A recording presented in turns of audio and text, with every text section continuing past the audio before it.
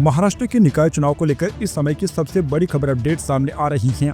महाराष्ट्र निकाय चुनाव महायुति से अलग होकर लड़ेगी बीजेपी। देवेंद्र फडणवीस ने कार्यकर्ताओं को दी सलाह। नगर निकाय में ओबीसी कोटा शामिल करने पर इस महीने के अंत में सुप्रीम कोर्ट से फैसला आने की उम्मीद है। महाराष्ट्र में पार्टियों की तैयारियां तेज हो गई हैं। सीएम देवेंद्र फडणवीस ने कहा है कि महाराष्ट्र में सभी नगर निकायों के चुनाव मई के महीने में होने की संभावना है। उन्होंने भाजपा कार्यकर्ताओं से तैयारी शुरू करने का आह्वान किया। भले ही बीजेपी अजित पवार और एकनाथ शिंदे की पार्टियों संग मिलकर बनाए गए गठबंधन महायुति पर चुनाव लड़ी हो, लेकिन निकाय चुनाव में बीजेपी अकेले उतरेगी और फडणवीस ने इसका ऐलान कर दिया है।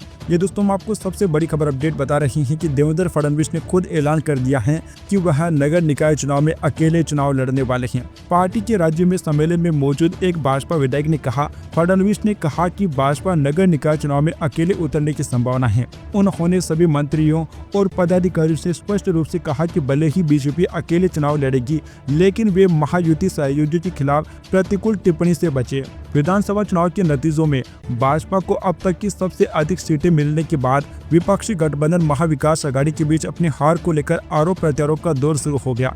शिवसेना के राज्यसभा सदस्य संजय राउत ने घोषणा की कि उनकी पार्टी स्थानीय निकाय चुनाव अलग होकर लड़ेगी, जिससे कांग्रेस और एनसीपी को झटका लगा। अब दोस्तों देवेंद्र फडणवीस ने भी अपने सहयोगी पार्टी को झटका दे दिया है और अब वह अकेले चुनाव लड़ेंगे। यानी कि दोस्तों एकनाथ शिंदे को बड़ा झटका लगा है। केंद्रीय गृह मंत्री अमित शाह ने हाल ही में पार्टी कार्यकर्ताओं से कहा कि संसद और राज्य विधानसभा चुनाव के बाद पार्टी अब महाराष्ट्र के सभी नगर निकायों पर शासन करना चाहती है। 29 नगर निगमों, 257 नगर परिषदों, 26 जिला परिषदों और 289 पंचायतों में चुनाव होने में लगभग 3 साल हो गए हैं।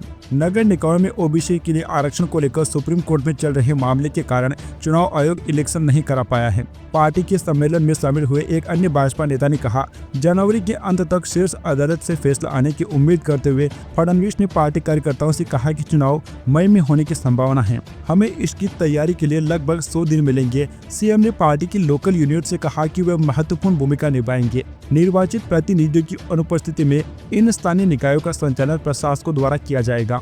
Right now and press the bell icon. Never miss an update.